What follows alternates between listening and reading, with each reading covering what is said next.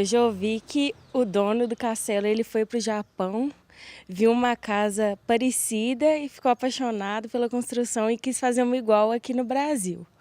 E eu ouvi também que ele tem uma pedreira, por isso que a casa é toda de pedra. Quando eu era pequena, as pessoas falavam que tinha uma bruxa, que morava uma bruxa lá e ninguém queria passar aqui perto de noite ou até de dia mesmo, todo mundo ficava com medo de passar aqui. Já fiquei sabendo que a família mora na parte de baixo, mas eu não conheço ninguém não.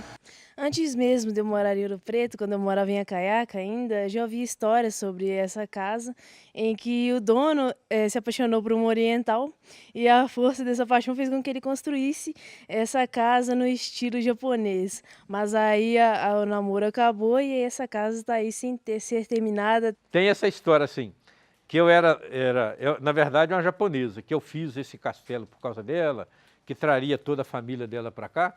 É interessante que, assim, eu realmente conheci, eu tive uma namorada japonesa, não era chinesa, só que quando eu a conheci, eu já construí aqui há 10 anos. E o modelo não é nem chinês e nem japonês. Eu só fui saber que o modelo era árabe depois que já estava fazendo. Nós começamos a construir esse castelo no final da década de 80. Tivemos a ideia de fazer o projeto de uma casa. Como eu não sou engenheiro civil nem arquiteto, comecei a ter as ideias e rascunhei o projeto de uma construção, que eu nunca soube exatamente o que seria. Eu acho que primeiro motivo pelo estilo arquitetônico, que é diferente da cidade.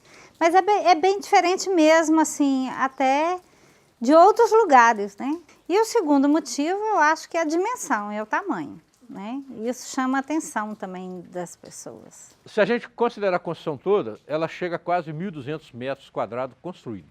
Tem essa área aqui, que a gente chama de primeiro pavimento, que não pretende ser dividida. Quer dizer, a ideia é ter uma área aberta.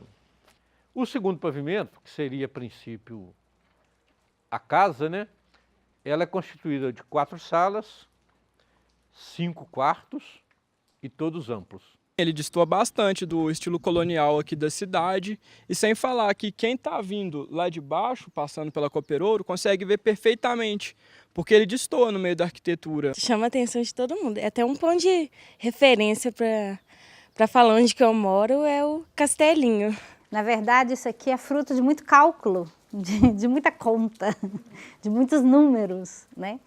E isso aqui é a concretização disso. Mas não tem nenhuma pretensão além disso, como as pessoas imaginam que tem, né?